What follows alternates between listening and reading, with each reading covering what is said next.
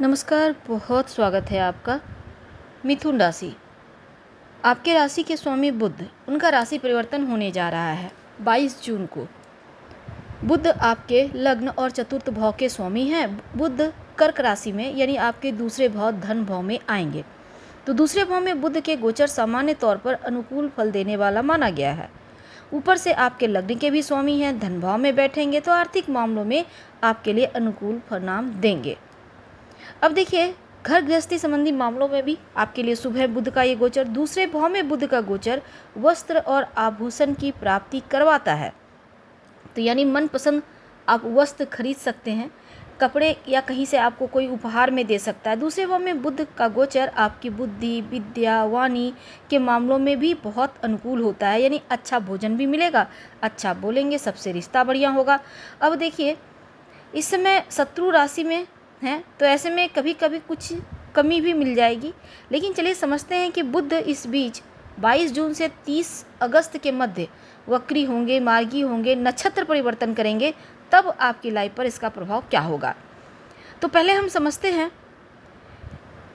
कि मिथुन वालों, आपके लिए दूसरे घर में गोचर पैसों के मामलों में पैसा कैसे कमाया जाए, कैसे एकत्र किया जाए, बैंक बैलेंस कैसे बढ़ाया जाए, इस पर आपका ध्यान होगा। और परिवार में एकता बनाए रखना, अपनापन बनाए रखने की आपकी प्राथमिकता होगी।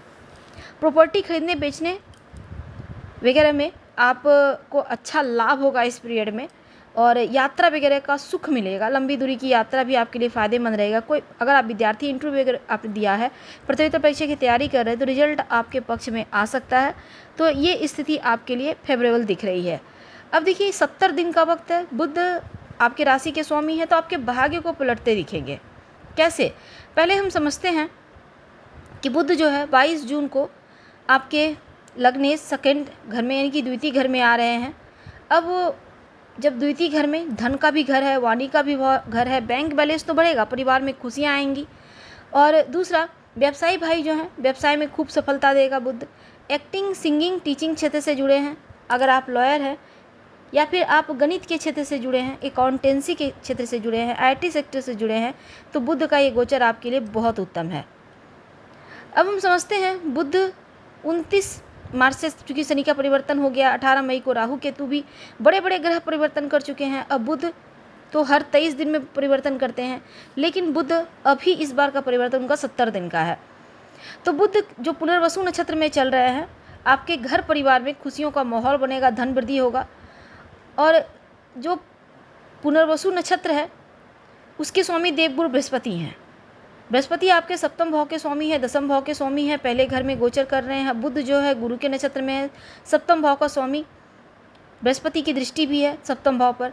ऐसे में बुध गुरु के नक्षत्र में है तो परिवार में कोई ना कोई मांगलिक कार्य संपन्न होगा, किसी का विवाह तय हो सकता है, संतान प्राप्ति के योग बन सकते हैं, उत्तम रिश्ता आ सकता है, बिजनेस में बड़ा आपको लाभ हो सकता है। यानी कि खुशियाँ कहीं ना कहीं से बरसती आपके लिए दिखेगी। 25 जून को बुध पुष्य नक्षत्र में, जो शनिदेव का नक्षत्र है, में प्रवेश करेंगे। जो शनिदेव हैं अष्टम भाव के स्वामी हैं, नवम भाव के स्वामी हैं, और शनिदेव इस समय दसम भाव में आपके गोचर कर रहे हैं। तो बुध का शनि के नक्षत्र में जाना, शनि अष्टमेश है। अब यहाँ पर क्या होगा, पैतृक संपत्ति, प्रॉपर्टी दिलवाएगा, उससे लाभ होगा। गुप्त धन, बीमा धन दिलवाएगा। अष्टमेश होकर दसम भाव में गए हैं शनिदेव। 25 जून के बाद कार्य व्यापार में थोड़ी सी रुकावट, अवरोध तो पैदा होगा, थोड़ा सावधानी भी आपको रखना होगा। शनिदेव जो लंबी दूरी की यात्रा करवाएंगे आपको, विदेशी यात्रा, खासकर लंबी दूरी की यात्रा करवाएंगे। आपके जो बड़े बुजुर्ग हैं, पितरदेव हैं, उनका आशीर्वाद आपके ऊपर रहेगा। इंपोर्ट एक्सपोर्ट के कारोबारी हैं तो आपको शनिदेव मिले जुले हुए फल यहाँ पर देते हुए दिख रहे हैं। 7 जुलाई को बुध आश्लेषा नक्षत्र, जो बुध का ही नक्षत्र है, वह प्रवेश करेंगे। अब चौथे भाव के स्वामी हैं द्वितीय घर में। 7 जुलाई से लग्नेश है आपके बुध चतुर्थेश।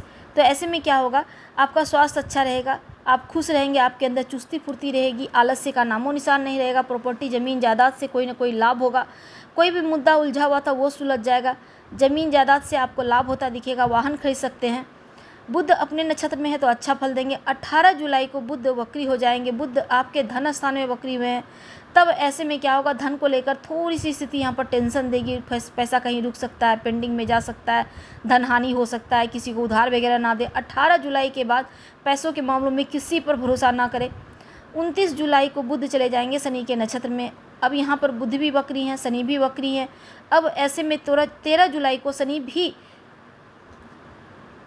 वक्री हो जाएंगे। तो अब क्या होगा कि यहाँ पर थोड़ा सा स्थिति विकट दिख रही है। 10-12 दिन का वक्त है। तो 11 अगस्त तक का जो वक्त है आपको सतर्क रहना है, संभल कर रहना है और हर काम बहुत सोच समझ कर करना है। महत्वपूर्ण निर्णय इस पीरियड में मत लीजिएगा तो अच्छा रहेगा। ठीक है। अब देखिए 11 अगस्त को बुध मार्गी हो जाएंगे और बुध जो है अपने खुद के नक्षत्र आश्लेषा नक्षत्र में प्रवेश करेंगे। 21 अगस्त को बुध वापस अपने नक्षत्र में आ चुके हैं। अब लग्न और चौथे घर के स्वामी धन भाव में बैठे, ऐसे में क्या होगा, सुफल देना फिर से शुरू करेंगे। तो जो भी आपके कार्य में रुकावट थी, विलंब थी, वो एक बार फिर से बनने लगेगा। महत्वपूर्ण कार्य जो बीच में हमने कहा कि 10-12 दिन टाल दीजिएगा, उसके बाद से वो भी कार्य आपके बनने लगेंगे। तो बुध का ये महापरिवर्तन आपके लिए बढ़िया है, आपके राशि के स्वामी है। ओम बूम बुधाय नमः इस मंत्र का जप करें। हम आपसे विदा लेंगे। धन्यवाद। जानकारी अच्छी लगे तो लाइक कर सब्सक्राइब करें, शेयर करें, कमेंट करें।